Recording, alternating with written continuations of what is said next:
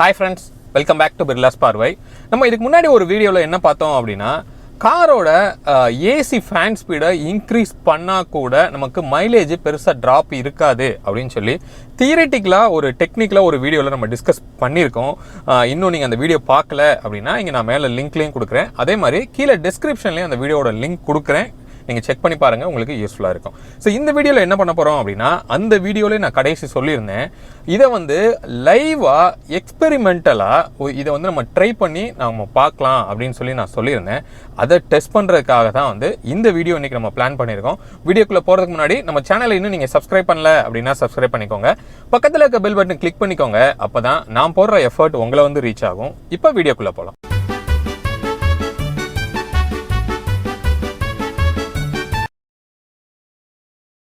Friends, இப்போ நம்மளோட i10 காரில் இந்த ஓபிடி டிவைஸை கனெக்ட் பண்ணி நம்மளால் பெருசாக நம்மளோட அவுட்புட் வந்து எடுக்க முடியல.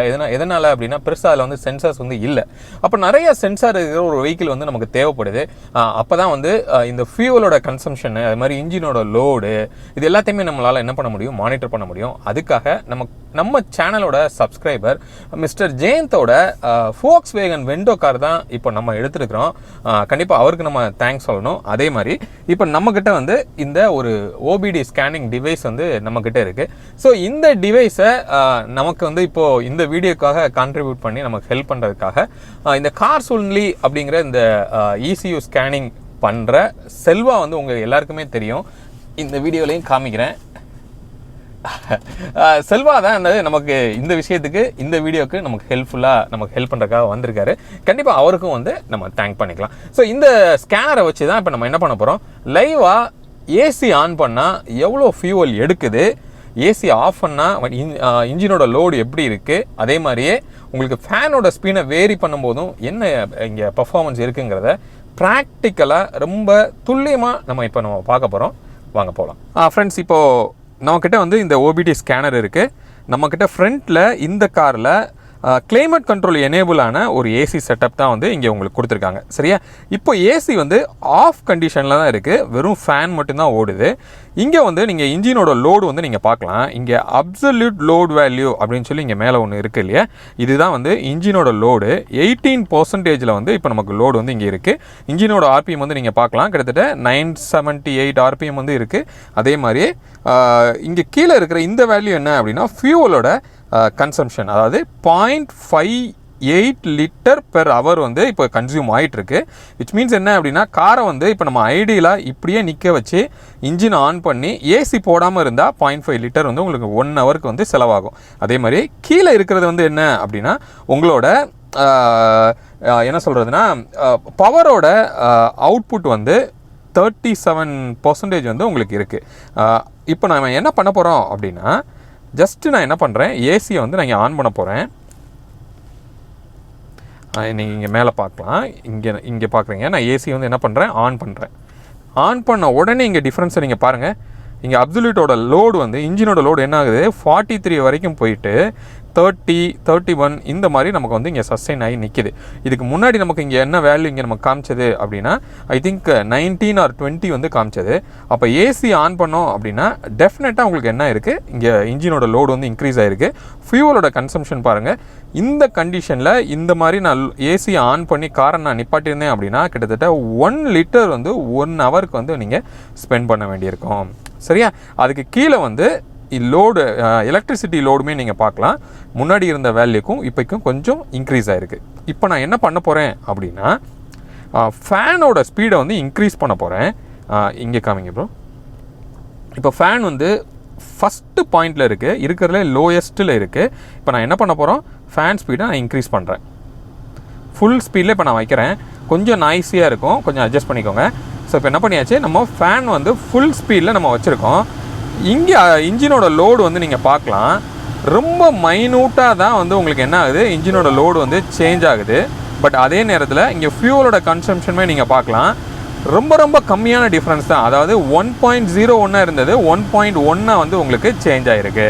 அப்போ நீங்கள் ஃபேன் ஸ்பீடை சேஞ்ச் பண்ணும்போது இன்ஜின் லோடும் பெருசாக இன்க்ரீஸ் ஆகலை, ஃபியூவலோட கன்சம்ஷனும் உங்களுக்கு பெருசாக இங்கே வேரி ஆகலை. பட் இங்கே கீழே இருக்கிற பவர் லோடு இருக்குது பார்த்தீங்களா, பவர் லோடு வந்து இப்போ 52 மாறிடுச்சு. இப்போ நான் இது அப்படியே நான் கம்மி பண்ணுறேன், என்னென்ன வேல்யூ மாறுதுன்னு பாருங்கள். இப்போ ஃபேனை வந்து மறுபடியும் ஃபஸ்ட்டு பாயிண்ட்டுக்கு இப்போ நான் கொண்டு போயிட்டேன். நீங்கள் பார்க்கலாம், இந்த லோடில் பெருசாக சேஞ்ச் இல்லை, ஃபியூவல் கன்சம்ஷனில் பெருசாக சேஞ்ச் இல்லை. பட் ஒன்லி இந்த எலக்ட்ரிசிட்டி லோடு மட்டும் உங்களுக்கு 52லேருந்து என்ன ஆகிடுச்சு பாருங்கள், 43, 44க்கு வந்து உங்களுக்கு வந்துருச்சு.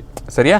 அப்போது இதுலேருந்து நம்ம என்ன தெரிஞ்சுக்கிறோம் அப்படின்னா, இந்த ஃபேனோட ஸ்பீடு வந்து உங்களுக்கு ஃபியூவலுக்கோ இன்ஜின் லோடுக்கோ டைரெக்டாக உங்களுக்கு லிங்கே கிடையாது. சரியா? ரைட். இந்த செட்டப் வந்து ஒரு கிட்டத்தட்ட ஒரு மேனுவல் செட்டப்பில் தான் இப்போ நம்ம வச்சுருக்கேன். இப்போ நான் என்ன பண்ணுறேன் அப்படின்னா, இதை ஆட்டோவுக்கு மாற்றுறேன். ஸோ ஆட்டோக்கு மாற்றும் போது என்ன ஆகுது, ஆட்டோமேட்டிக்காக உங்களுக்கு ஃபேன் ஸ்பீடு வந்து உங்களுக்கு இன்க்ரீஸ் ஆகுது. எதுக்காக அப்படின்னா, இந்த 19 டிகிரியை வந்து மேட்ச் பண்ணுறதுக்காக. சரியா?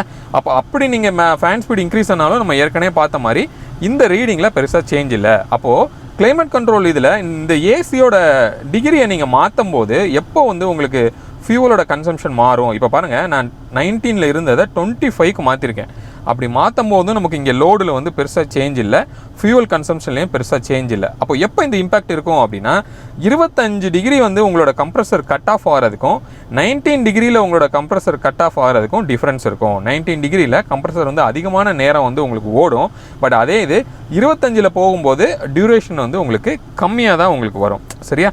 அந்த டைம் டியூரேஷன் டிஃப்ரென்ஸ் இருக்கிறதுனால இந்த ஃபியூவலோட கன்சம்ஷன் வந்து உங்களுக்கு வேரி ஆகும். அது இந்த ரீடிங்கில் கேப்சர் பண்ணுறதுங்கிறது கஷ்டம். சரியா? ஸோ ஃப்ரெண்ட்ஸ், இப்போ இந்த வீடியோவில் நீங்கள் பார்த்த வரைக்கும் நீங்கள் என்ன தெரிஞ்சுக்கிட்டீங்க அப்படின்னா, ஃபேன் ஸ்பீடு வந்து வேரி ஆகும்போது, ஃபேன் ஸ்பீடு வந்து ஹை ஆகும்போது உங்களுக்கு ஃபியூவலோட மைலேஜ் வந்து பெருசாக கன்சியூம் ஆகாது. அதாவது மைலேஜ் பெருசாக ஒரு ட்ராப் வந்து உங்களுக்கு கண்டிப்பாக இருக்காது. ரொம்ப மைனூட்டாக தான் உங்களுக்கு சேஞ்ச் இருக்கும். சரியா? ஆனால் நீங்கள் ஏசியை ஆஃப் பண்ணி நீங்கள் காரை ட்ரைவ் பண்ணும்போது, சிட்டிக்குள்ளேயோ இல்லை நீங்கள் ஐடியில் இருக்கும்போதோ, கம்ப்ளீட்டாக உங்களுக்கு கிட்டத்தட்ட ஒரு 50% ஃபியூவலோட கன்சம்ஷன் வந்து உங்களுக்கு டிஃப்ரெண்ட் ஆகாது. அப்போ என்ன இதில் நம்ம கன்க்ளூட் பண்ணுறோம் அப்படின்னா, ஃபேன் ஸ்பீடுக்கும் ஃபியூவலுக்கும் டைரெக்டாக லிங்க் வந்து கிடையாது. இன்டைரக்ட் லிங்க் வந்து நான் ஏற்கனவே போன வீடியோவில் நான் எக்ஸ்பிளைன் பண்ணியிருக்கேன். அதே மாதிரியே ஆட்டோமேட்டிக் கிளைமேட் கண்ட்ரோலுமே வந்து நீங்கள் டெம்பரேச்சர் செட் பண்ணி நீங்கள் ஏசியை ஃபிக்ஸ் பண்ணும்போது டியூரேஷன் அதிகமாகிறதுனால உங்களுக்கு வந்து மைலேஜோட ட்ராப் வந்து இருக்கும். சரியா? ஹோப் இந்த வீடியோ ஒரு நல்ல கிளியர் ஐடியா வந்து உங்களுக்கு கொடுத்துருக்கோம் அப்படின்னு நான் நினைக்கிறேன். இந்த வீடியோ நம்ம வீடியோட கண்டென்ட்டே பார்த்தீங்கன்னா 3 to 4 மினிட்ஸ் அந்த வீடியோ. பட் இதுக்கு கிட்டத்தட்ட 2 ஹவர்ஸாக நாங்கள் மார்னிங்லேருந்து ஒரு வண்டியை எடுத்து பிக்கப் பண்ணி கொண்டு வந்து கம்ப்ளீட்டாக என்னென்ன கான்ஃபிகரேஷன் இருக்குன்னு சொல்லி எல்லாத்தையும் ஸ்கேன் பண்ணி ஒரு செட்டப் நான் கொண்டு வரதுக்கே எனக்கு வந்து ஒரு 2 மணி நேரம் ஆயிடுச்சு. சரியா? ஸோ அதெல்லாம் எதுக்காக பண்ணுறோம் அப்படின்னா, உங்களுக்கு புரிய வைக்கணும் அப்படிங்கிறதுக்காக தான். ஹோப் இந்த வீடியோ உங்களுக்கு யூஸ்ஃபுல்லாக இருந்திருக்கும் அப்படின்னு நான் நினைக்கிறேன். யூஸ்ஃபுல்லாக இருந்தது அப்படின்னு நீங்கள் ஃபீல் பண்ணிங்கன்னா உங்கள் ஃப்ரெண்ட்ஸோட ஷேர் பண்ணுங்கள். மீண்டும் அடுத்து வேறு ஒரு வீடியோவில் உங்களை வந்து சந்திக்கிறேன். அது வரைக்கும் உங்களிடமிருந்து விடைபெறுவது உங்கள் பிர்லா. பாய். ஃப்ரெண்ட்ஸ், இப்போது இந்த ஓபிடி மீட்டர் வந்து நீங்கள் பாருங்கள். நான் காரை வந்து இப்போ டிரைவ் பண்ணிகிட்ருக்கேன். என்ன மாதிரி சேஞ்ச் இருக்குது ஜஸ்ட் உங்களுக்கு புரியணுங்கிறக்காக தான் காமிக்கிறேன். இது கண்டென்ட்டுக்கும் இதுக்கும் ஒரு லேட் இல்லை. இப்போ நம்ம என்ன பண்ணுறோம், நல்ல த்ராட்டில் வந்து நல்லா கொடுக்குறேன். ஐ மீன் ஆக்சிலேட்டர் நல்லா கொடுக்கும்போது உங்களுக்கு எவ்வளோ லோடு வந்து அங்கே இன்க்ரீஸ் ஆகுது, ஆர்பிஎம் எப்படி இன்க்ரீஸ் ஆகுது, அதே நேரத்தில் மைலேஜ் வந்து அங்கே எப்படி காமிக்குதுன்னு நீங்கள் பாருங்கள். இப்போ ஸ்பீட் பிரேக்கர் வருது, கம்ப்ளீட்டாக நான் த்ராட்டில் எடுத்துட்டேன். எவ்வளோ இருக்குதுன்னு நீங்கள் பார்க்கலாம். அதே மாதிரி இப்போ திருப்பியும் ஃபுல் த்ராட்டில் வந்து நான் கொடுக்குறேன் பாருங்கள். ஸோ நம்ம ஆக்சிலேட்டர் வந்து விட்டு கொடுக்கும்போது அந்த ரீடிங் வந்து எவ்வளோ நமக்கு சேஞ்ச் ஆகிட்டே இருக்குங்கிறத நீங்கள் அங்கே பார்க்கலாம். ஸோ நமக்கு மெயினாக தேவையானது அந்த இன்ஜின் லோடு தான். இன்ஜின் லோடுனா என்னங்கிறது நான் முன்னாடி வீடியோவில் நான் எக்ஸ்பிளைன் பண்ணேன். அதே மாதிரி இன்ஜின் லோடு அதிகமாகும் போது அந்த லோடை கேரி பண்ணுறதுக்காக என்ன ஆகுது, ஆர்பிஎம்ஐ இன்க்ரீஸ் பண்ணி அந்த லோடை வந்து அது உள்ளே கேரி பண்ணுது. அந்த ஆர்பிஎம் இன்க்ரீஸ் ஆகிறதுனால உங்களுக்கு ஃபியூவலோட வேல்யூ வந்து, அந்த ஃபியூவலோட கன்சம்ஷன் வந்து உங்களுக்கு பெர் ஆர்க்குரிய கன்சம்ஷன் வந்து அதிகமாக அங்கே எடுக்குது. ஸோ பட் இந்த கீழே இருக்கிற அந்த டைனமோட ஐ மீன் நமக்கு பேட்டரியோட அந்த லோடு வந்து நீங்கள் பார்க்கலாம், ரன்னிங்கில் நல்லாவே வந்து உங்களுக்கு கம்மியாக இருக்குது. எதுக்காக அப்படின்னா, ஒன்ஸ் ரன் ஆயிடுச்சு அப்படின்னா நமக்கு அல்டர்னேட்டில் இருந்து தான் நமக்கு லோடு வந்து எடுக்க போகுது. அதனால் வந்து உங்களுக்கு அங்கே லோடு வந்து நல்லாவே உங்களுக்கு கம்மியாக காமிக்குது.